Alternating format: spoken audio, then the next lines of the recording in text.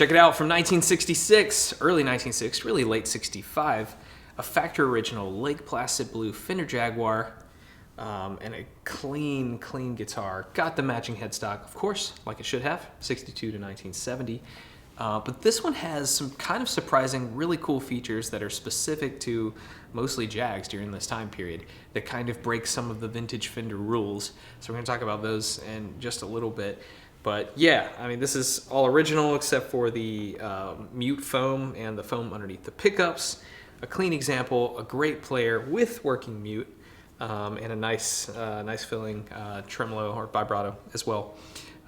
So anyway, the story of this one, we didn't get much of the story, but basically my friend Matthew drove over to Atlanta to buy this from the sister of its longtime owner. We don't know if she was its original owner. We just know that her sister owned it for the past few decades and have no idea how she got it. But the sister had passed away recently, and so the family was just selling an old guitar. It happened to be a factory Lake Placid blue metallic Fender Jaguar during the dots and binding era. So mid 65 up into mid 66 or so. There's some overlap there. 62 to 65, they had the dots and no binding. And then in 65, we got the binding. Then in 66, we got the large blocks and binding. So this is D&B, dots and binding. So yeah, one of the coolest things that drew me to this guitar is that it has a Slab Rosewood fretboard. So if you are a vintage Fender nerd, then you probably know that the Slab Rosewood fretboard was introduced in like April 1959, March or April 1959. And that was the transition, predating the Jaguar, of course, transitioning from the one-piece maple neck to the Slab Rosewood fretboard in 1959, and then transitioned to the veneer Rosewood fretboard in 1962, around May again, I believe, or maybe June or July. There's some overlap, of course, but basically 59 to 62, they had those Slab Rosewood fretboards.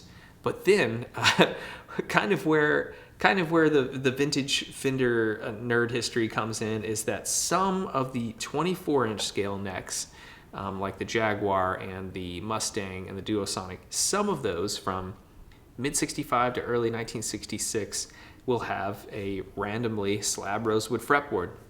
Now this one has binding, so you can't really see the slab joint here, but you can see it up here at the headstock, and that's because you can see that the Rosewood sort of curves out convex, where the kind of maple and this time the color meets the Rosewood. On a veneer board, you're going to see it be concave up here, concave shape as it faces the front of the headstock. So this is one of those. This is the correct time period. It's a 24-inch scale neck, and we can see here it's got the Slab Rosewood fretboard. So a slab board on a 66 or late 65 Jaguar is kind of cool. It's not all of them. It's kind of random. We don't even really know why. If you think about the manufacturing process and Fender at the time, it doesn't make any sense at all that they would have gone back to the Slab Rosewood fretboard in 66, but there it is. And there's plenty of examples of Mustangs and Duosonics. If you look for the convex shape, you can see, go out on like Reverb and eBay and look for those. You can see a bunch of them. And when you see the end of the neck heel, you'll see that kind of flat joint between the Rosewood and the maple neck instead of the curved veneer joint. So this is one of those. That's pretty cool. So that's one of the Fender rules that it breaks, is that it's a Slab Rosewood fretboard after 1962.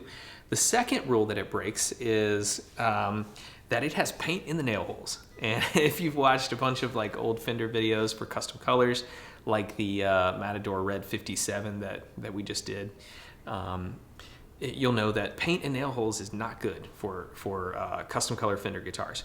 But it is okay for randomly Jaguars made in late 65 and early 66. So yeah, let's talk about authenticating custom color Fenders, because it's very important. When you have a custom color Fender, that's going to be almost doubly as valuable as a sunburst, depending on the color and the model and that sort of thing. And that's because the standard color was sunburst, and you could pay 5% extra to get a custom color. By 1966, there was just a Fender color chart, and you could pick out whichever color you wanted, or maybe the dealer would order different colors. Lake Placid blue is not the most common, but it is pretty common, very desirable. So you know, basically all Fender custom colors are guilty until proven innocent. So how do we do that for this one? A couple different ways. Number one, we've got the right paint stick mark in the neck joint here. So here's a picture of it.